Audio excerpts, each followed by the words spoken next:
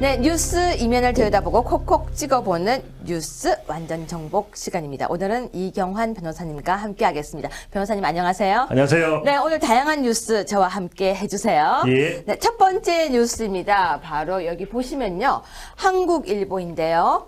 극성 문파 때문에 정치 이야기 안 할래요입니다. 대통령을 비판했다가 적폐에 몰리고 동성애 싫다고 했다가 비난받았다는 기사 내용인데요. 최근에 이낙연 국무총리 후보의 부인이 위장 전입과 아들 병역 면제 의혹을 제기했다가 문파들한테 문자 폭탄 2,000통을 받아서 휴대폰이 마비되었다라고 하는 자유한국당 의원들도 있었습니다. 그런데 이에 대해서 25일 날 김어준 그러니까 방송 진행하고 계시죠. 문자 폭탄을 자제할 필요가 없다고 본다. 유감이라고 생각하면 앞으로 정치하기 힘들 거다. 욕을 하는 게 아니라 내가 원하는 방향으로 정치를 끌고 가는 거다라고 문파들을 옹호했습니다. 이게 바로 문파들의 생각이라고 합니다. 문파라는 용어는요, 우리가 쓰는 게 아니라 지금 공공연하게 신문부터 시작해서 다 사용하고 있는데요. 보시면 청문회 문자 폭탄에 김어준 자제할 필요 없어. 유감이라고 생각하면 안 돼라고 기사가 이미 나와 있습니다. 변호사님. 예. 문자 폭탄을 보내가지고요. 우리 예. 당 강효상 의원님은요. 핸드폰이 지금 거의 마비가 됐대요. 예. 제가 아까 들여다보니까 그러니까 한 사람이 뭐 100개씩 이렇게 예. 보냈더라고요. 예. 이거 어떻게 보십니까? 예. 가장 큰 문제는 그 보내는 사람들이 자신들이 잘못하고 있다는 걸 인식하지 못하고 있다는 겁니다. 방금 말했잖아요. 예. 방향으로 정치를 끌고 가는 거다. 그러니까요. 네. 본인들은 그것이 어떤 뭐 직접 민주주의 형태 뭐 이렇게 생각할지 모르겠는데 네. 전혀 그렇지 않고 그건 어느 폭력이 지나지 않습니다. 네.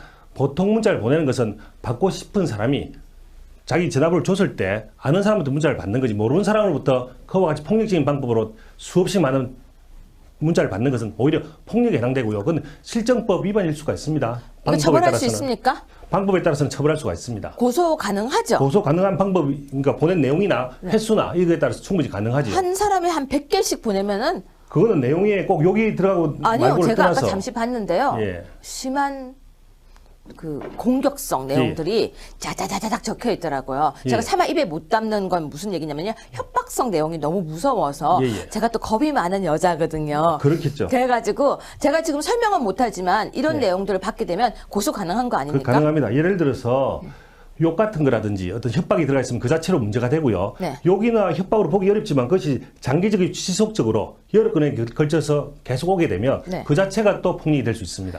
찢어 죽인다 이런 건요. 그건 당연히 그건 협박에 해당되기 때문에 걸어 다니지 못하게 하겠다.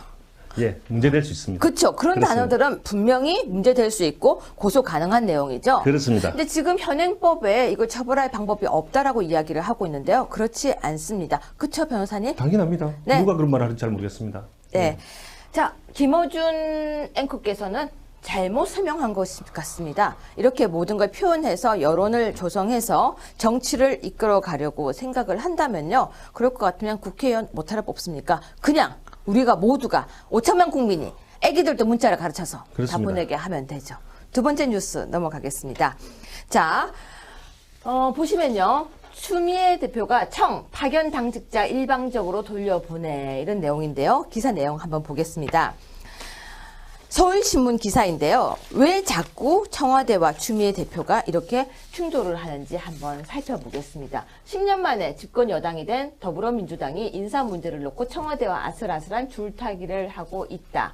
25일 페이스북에도 이런 내용이 나왔는데요. 변호사님, 왜 자꾸 이런 내용이 나오고 있습니까? 결과적으로 모든 것은 보통 이제 새 정부가 들어서게 되면 네. 농공행상 과정이 있습니다. 네. 지난번에 말씀드렸는데 네. 결국은 자리는 적은데 요구하는 사람 많다는 이야기죠. 특히 이번에는 문재인 대통령께서 선거운동 하실 때 이번에 새로운 정권이 들어서게 되면 그는 문재인 정권이 아니라 민주당 정권이다라고 선언하지 않았습니까? 그렇죠. 그런 측면에서 보면 민주당 입장에서는 당연히 자신들의 어떤 노력, 자신들의 힘에 의해서 대통령이 됐다고 보고 있기 때문에 아무래도 당대표 입장에서는 자기를 지지해줬던 사람들을 많이 자리를 만들어주고 싶겠지요. 그런데 또 아이러니하게는요. 예. 여기 밑에 보이세요? 예. 임종석 추미애에게 장미꽃 주며 당과 소통. 추미애 계속 사랑하겠다 이건데요. 이렇게 나갔는데도 왜 이렇게 삐그덕거릴까요? 지금 저 포옹 사진은 네. 그 이전에 아마 두 사람 사이에 불화가 있었다라는 것을 무마하기 위해서 아마 형식적으로 네. 뭐 실질적인 화해까지 본인들이 아니라 잘 모르겠고요. 네. 아무래도 그래도 집권당의 대표와 대통령 비서실장 사이가 그렇게 네. 안 좋은 형태로 가게 되면 국정을 제대로 이끌지 못하는 것 때문에 아마 저 화해 시도를 한 것 같은데 저 과정에서 농공행상 문제가 잠복해 있는데 그 문제를 제대로 해결하지 못하면 결국 저 화해는 허구에 지나지 않습니다. 전 이유 알아요. 이래도 왜 이렇게 삐그덕거리는 소리가 나오는지. 예. 전 이유 안다고요. 여기 보시죠. 장미꽃 한 송이만 줘서. 그 장미꽃 한 송이는 사실 저 두 사람이 같은 대학 선후배사입니다. 네. 그래서 충분히 좋은 관계가 이루어질 수도 있죠. 그렇지만 어떤 현실적인 문제 때문에 아마 그런 불화가 있었다고 에이, 봅니다. 한 송이 주면 서운해요. 아, 그런가요? 그것 때문에 지금 계속 삐그덕거리는 겁니다. 예, 예. 자, 세 번째 기사 보겠습니다. 자, 이거 한번 보시면요. G7도 북의 강력 압박, 핵미사일 포기 안 하면 제재 강화. 주요 7개국 정상들이요, 최근 미사일 도발을 거듭하는 북한에 대해서요, 핵과 미사일 프로그램을 포기하지 않으면 제재를 강화하겠다고 강하게 압박을 했는데요. 이게 문재인 정부가 들어서고 난 뒤에 북한이요, 자꾸 미사일을 쏘고 있어요. 그렇습니다. 자, 이거 어떻게 보십니까? 예. 지금 그 문재인 정부가 들어오고 나서 오늘 또 미사일 발사가 있었죠. 네. 총 3번 발사 있었고요. 네. 이와 같은 북한의 태도를 본다면 결국 문재인 정부를 하더라도 자신들이 할 것은 그대로 가겠다. 즉 핵개발이나 미사일 발사를 그대로 해서 결국 자기들이 원하는 것은 미국까지 도달할 수 있는 ICBM, 거기에 핵개발을 정착할 수 있는 그런 미사일을 발사한 다음에 그걸 가지고 핵 억지력을 가지겠다. 네. 이 최종적인 목적에 대해서는 남한 정부가 어떤 정부가 들어오든 하더라도 네. 자기는 자기들 길을 가겠다라고밖에 볼 수가 네. 없고요. 그렇게 본다면 그 과정에서 우리 서방 국가들, G7이라든지 이런 국가에서는 그것을 막기 위해서 노력을 할 텐데 중요한 것은 중국의 입장입니다. 중국이 불과 얼마 전까지만 해도 북한에 대해서 심한 압박을 가하다가 얼마 전 유엔 안전보장이사에서는 오히려 입장을 바꾸지 않았습니까? 그 보면 아무래도 중국 입장에 따라서 저와 같은 부딪힘이 어디까지 갈지 알 수가 없게 되는 거죠. 저는 이것도 이유 알아요. 북한이 이거- 왜 자꾸 미사일 쏘는지. 아직 예. 뭘 제대로 안 줘서. 아, 그렇군요. 예. 네. 전 좀 약간 격떨어지는 평을 하고 있는 것 같습니다. 계속 이어서 가겠습니다. 자, 네 번째 뉴스입니다. 박지원. 문재인 정부와 허니문 보름 만에 끝났다. 박지원 전 대표가 문재인 대통령이 5대 비리 관련 인물을 장관급 총리로 임명하지 않겠다라고 이야기를 했었는데요. 5대 인사 원칙이 파기되자 허니문이 끝났다며 이같이 말했습니다. 어떻게 보십니까? 근데 변호사님, 예. 허니문이 보름 만에 끝나는 건 너무 짧은 거 아니에요? 정말 너무 짧은 것 같습니다. 네. 특히 무엇보다도 박지원 전 대표가 그런 말 한 거에 대해서 저는 약간 충격입니다. 왜냐하면 박지원 대표는 오히려 보통 세간에서는 네. 오히려 잘 되면 뭐 현 새 정부의 국무총리급 물망까지 올랐던 분인데 네. 어떻게 보면 호남 쪽 대표 주자로서 만약에 민주당과 국민의당이 통합이 되면 그 중요한 역할을 할 수 있는 분으로 봤거든요. 그런 분은 쉽게 저런 이야기 하기가 쉽지가 않은데 네. 아예 이제 대놓고 저렇게 선언을 했다고 하는 것은 아무래도 국민의당이 제 갈 길을 가겠다. 거기서 박지원 대표가 중요한 역할을 보겠다라고 볼 수도 있을 것 같습니다. 근데 이렇게 볼 수도 있지 않을까요? 예. 그렇게 볼 수도 있지만은 오히려 그 말씀 아세요? 친구는 가까이, 적은 더 가까이. 아, 그렇군요. 예, 그래서 박지원 전 대표가 이렇게 이야기를 하면 문재인 정부에서 안 되겠다 자꾸 쓴소리 하면 가까이 와라 하지 않을까요? 저만의 너무 억측인가요? 아니, 그렇지 않습니다. 그럴 가능성도 있습니다. 네. 충분히 어떻게 보면 네. 박지원 전 대표 입장에서는 왜 박지원 전 대표가 뭐 정치구다 이러면서 실제로 그 많은 역량과 근데 왜 항상 9단이에요? 왜 1년이 지나면 10단으로 뭔가 올라가지 않고. 보통 이제 그 구단 8단 이런 것들은 다 바둑의 호칭인데요. 그렇죠. 바둑에서 9단이 끝입니다. 그러니까 정치는 10단을 해야죠. 모르겠습니다. 아마 바둑 때문에 9단까지 같은데 그러니까 아마 이거는 바둑에서 얘기고요. 예. 정치는 1년 지나면 좀 올라가야지. 항상 제자리네요. 그렇습니다. 그런데 어쨌든 간에 박지원 대표가 저런 말을 했을 때는 여러 가지 포석을 깔고 이야기했을 가능성이 높고 그러니까요. 그렇습니다. 그러니까 뭔가 또 다른 의도가 있을 수도 있지 않을까요? 예. 지켜봐야 될 것 같습니다. 예, 그러시죠. 그런데요, 허니문이 열흘? 너무 짧은 것 같습니다. 허니문이 적어도 몇 개월은 가야 되는데요. 그렇죠. 보통 결혼하면 뭐 몇 개월 아니라 몇 년 가게 마련이죠. 몇 년까지는 잘 모르겠습니다. 이어서 가겠습니다. 네. 그런데요, 자. 문재인 대통령이 5대 비리 관련은 절대 근절하겠다라고 했었습니다. 그중에서 병력 면탈, 부동산 투기, 탈세, 위장 전입, 논문 표절이었는데요. 자, 문재인 대통령이 후보 시절에 나는 이 5가지는 절대 안 돼라고 내 원칙을 말했는데 지금 후보자들이 자꾸 문제가 빵빵 터지고 있습니다. 그런데 장관 후보, 바로 강경화 후보죠. 강경화 장관 후보는 처음에 내가 이렇게 먼저 문제점이 있습니다. 용서해 주세요라고 먼저 제시를 했습니다. 처음엔요, 참신하다는 이야기까지 나왔었는데요. 그런데 오늘 중앙일보 기사를 보면요, 또 쇼킹한 게 하나가 나왔습니다. 바로 위장 전입한 집이 이화여고 교장의 전셋집. 교장의 전셋집. 즉, 처음에는요, 친척 집에 딸 때문에 위장 전입을 했다. 미안하다라고 했었는데요. 이번에는 이화여고 교장 전셋집? 이거 뭡니까? 예. 보통은 위장 전입의 목적은 부동산 투기나 혹은 학교, 네. 자식의 학교 문제 때문에 위장 전입을 많이 하게 되는데요. 네. 아마 강경화 후보자는 딸의 학교 문제 있지 않을까 싶은데 네. 그걸 굳이 친척집으로 이야기를 했었는데 네. 굳이 그럴 필요가 있었는가 싶습니다. 처음부터 사실대로 밝혔다면 이와 같은 문제가 나오지 않았을 텐데 네. 처음에 해명을 한 것이 오히려 더 거짓이 되었기 때문에 여기에서 국민적 분노가 더 나타날 수 있을지도 모르겠습니다. 그런데요, 예. 저는 국민으로서 합리적 의심 하나만 하겠습니다. 그 딸은요, 장녀가 미국에서 1년간 고등학교를 다니다 이화여고에 전학을 했는데 1년간 친척집에 주소지를 뒀다라고 얘기를 했었거든요. 그렇습니다. 이화여고에 전학을 했어요. 그렇습니다. 그런데 이화여고 교장집에 갔어요. 그렇습니다. 뭐 그건 누구나 다 추정해 볼 수 있는 거 아니, 뭐 아니겠습니까? 추정하지 말고요. 예. 오, 되게 대단해요. 교장 선생님 되게 좋은 사람 같아요. 그러니까 학교에 전학 오는 아이들을 위해서 자기 집을 이렇게 대신해주고. 예. 되게 참 좋은 교장 선생님, 이화여고의 교장 선생님은요, 참 이렇게 박의 정신, 인류에 그리고 학생에 대한 사랑이 가득하신 것 같습니다. 얼마나 사랑이 가득하시면 외국에서 전학 오는 학생에게 내 집까지 예. 이렇게 대단하지 않을까요? 예. 뭐 그래도 그 명의상 주소지만 주는 거고 실제 살진 않기 때문에 그래서 위장 전입인데. 오, 살지 않아도요. 예. 변호사님은 집 주소 그렇게 막 빌려줘요? 전혀 빌려줄 수가 없습니다. 변호사님 의뢰인한테 빌려줘요? 그게 실정법 위반입니다. 그러니까요. 저 실정법으로- 얼마나 사랑하면 실정법까지 위반해 가면서 그렇습니다. 본인이 이렇게 뭔가 법을 어기면서까지 학생을 사랑하는 마음. 예. 대단하지 않아요? 뭐 대단하죠. 예. 왜 말 더듬으세요? 뭐 더듬을 수밖에 없지 않습니까? 뭐 무슨 식으로 이야기를 하든지 간에 좀 저하고 다르게 이야기하실 것 같아서. 아니죠. 예. 변호사님 보실 때는 근데 이해가 가세요?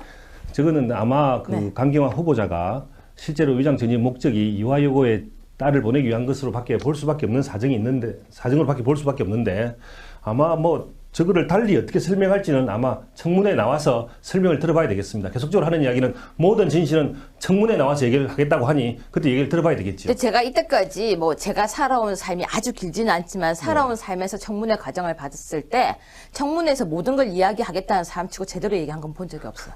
예. 그 대부분 청문회 때 이야기를 하겠다는 이야기는 그 의도는 뭐냐면 대부분 그 전에 문제가 되어졌을 경우에 사전에 청문회 서기도 전에 낙마될 가능성이 높기 때문이죠. 네. 거기에 대한 분란을 더 일으키게 되고. 네. 근데 어쨌든 같이 매를 맞을 거면 당일 그 자리에서 쉽게 넘어갈 수 있는 방향을 찾아보겠다라는 차원에서 청문회 가서 얘기하겠다고 하는 것이 요즘 보통 후보자들의 입장입니다. 그렇군요. 예. 아무튼요. 만약에 딸이 학교를 위해서 전입을 했다면 이로 인해서 피해본 수많은 대한민국의 아이들이 있다는 거 잊어서는 안 될 것 같습니다. 그쵸, 변호사님? 그렇습니다. 네, 그 다음 뉴스 살펴보겠습니다. 자, 아까 위에서도 봤지만요. 계속해서 핵미사일 포기 안 하면 제재를 강화하겠다. 이런 내용도 나오고 있고요. 북한에서 미사일을 빵빵 쏘고 있고요.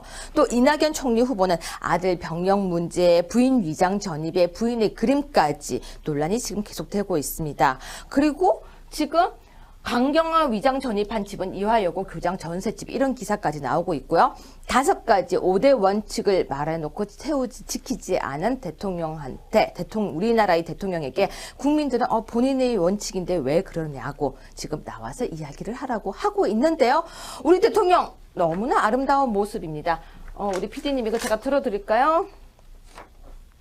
자, 변호사님이 사진 보셨어요? 봤습니다. 얘 이름이 찡찡이에요. 찡찡찡.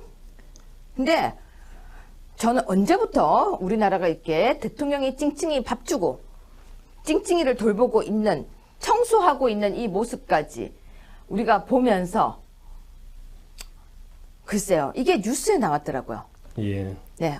그런데 이 시국에 정말 이런 사진이 나와야 할지, 지금 대통령이 하셔야 될 일은 어떻게 보면요, 내가 세웠던 원칙을 내가 지키지 못함에 대한 국민적 사과가 필요한 게 아닌가 싶습니다. 어떻게 보십니까?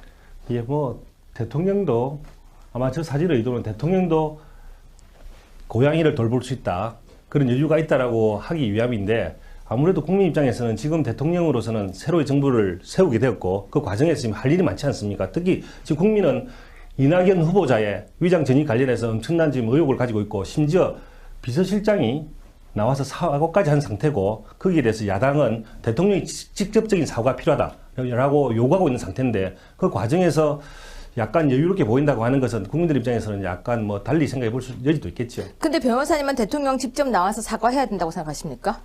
저는 적어도 대통령이 본인 입으로서 직접 5대 적폐를, 5대 공무원 결격 요건을 이야기했기 때문에 네. 그 부분에 대해서는 본인이 직접 이야기 설명을 해야 된다고 생각합니다. 네, 저도 그렇게 생각합니다. 오늘 뉴스는 여기서 마무리하겠습니다. 변호사님 지금 빨리 회의 가셔야 되죠? 예. 고맙습니다. 감사합니다.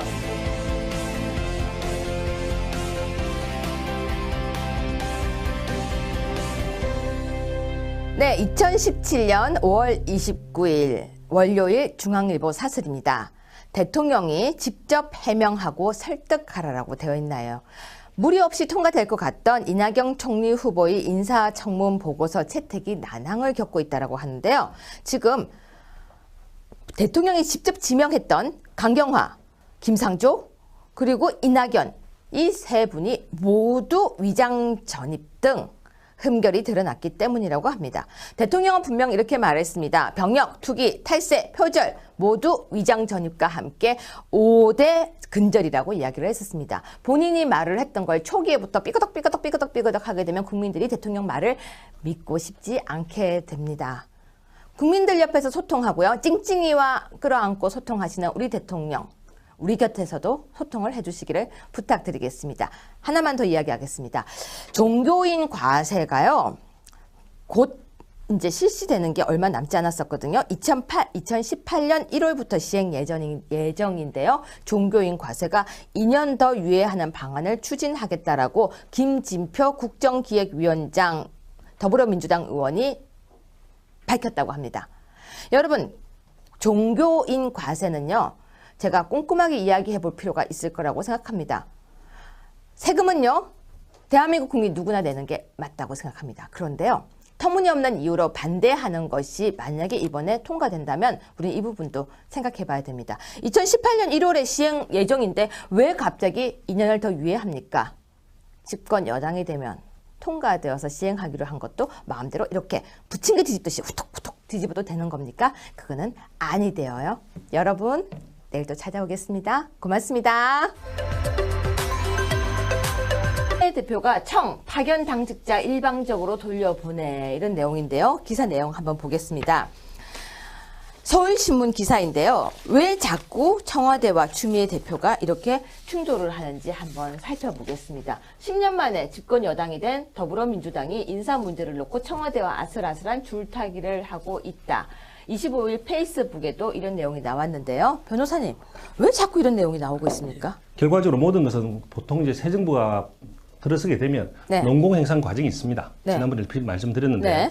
결국은 자리는 적은데 요구하는 사람 많다는 이야기죠. 특히 이번에는 문재인 대통령께서 선거운동 하실 때 이번에 새로운 정권이 들어서게 되면 그는 문재인 정권이 아니라 민주당 정권이다라고 선언하지 않았습니까? 그렇죠. 그런 측면에서 보면 민주당 입장에서는 당연히 자신들의 어떤 노력, 자신들의 힘에 의해서 대통령이 됐다고 보고 있기 때문에 아무래도 당대표 입장에서는 자기를 지지해줬던 사람들을 많이 자리를 만들어주고 싶겠지요. 그런데 또 아이러니하게는요. 네. 여기 밑에 보이세요?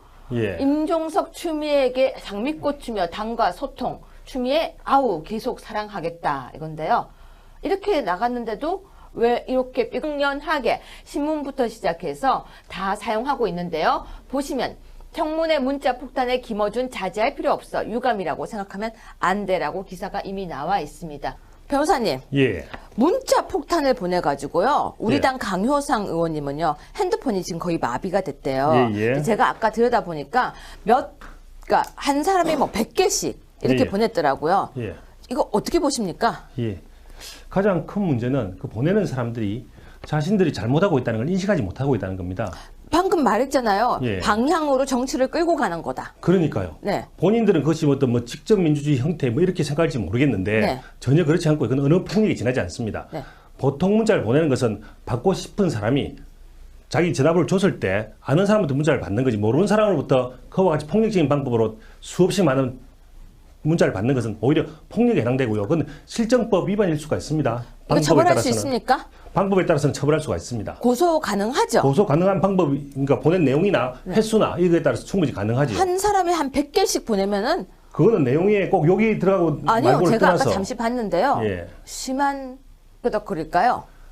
뭐 지금 저 포옹 사진은 네. 그 이전에 아마 두 사람 사이에 불화가 있었다라는 것을 무마하기 위해서 아마 형식적으로 네. 뭐 실질적인 화해까지 본인들이 아니라 잘 모르겠고요. 네. 아무래도 그래도 집권당의 대표와 대통령 비서실장 사이가 그렇게 네. 안 좋은 형태로 가게 되면 국정을 제대로 이끌지 못하는 것 때문에 아마 저는 화해 시도를 한 것 같은데 저 과정에서 농공행상 문제가 잠복해 있는데 그 문제를 제대로 해결하지 못하면 결국은 저 화해는 허구에 지나지 않습니다. 전 이유 알아요. 이래도 왜 이렇게 삐그덕거리는 소리가 나오는지. 예. 전 이유 안다고요. 여기 보시죠. 장미꽃 한 송이만 줘서. 그 장미꽃 한 송이는 사실 저 두 사람이 같은 대학 선후배사입니다. 네. 그래서 충분히 좋은 관계가 이루어질 수도 있죠. 그렇지만 어떤 현실적인 문제 때문에 아마 그런 불화가 있었다고 에이, 봅니다. 한 송이 주면 서운해요. 아, 그런가요? 그것 때문에 지금 계속 삐그덕거리는 겁니다. 예, 예. 자, 세 번째 기사 보겠습니다. 자, 이거 한번 보시면요. G7도 북의 강력 압박, 핵미사일 포기 안 하면 제재 강화. 주요 7개국 정상들이요, 최근 미사일 도발을 거듭하는 북한에 대해서요, 핵과 미사일 프로그램을 포기하지 않으면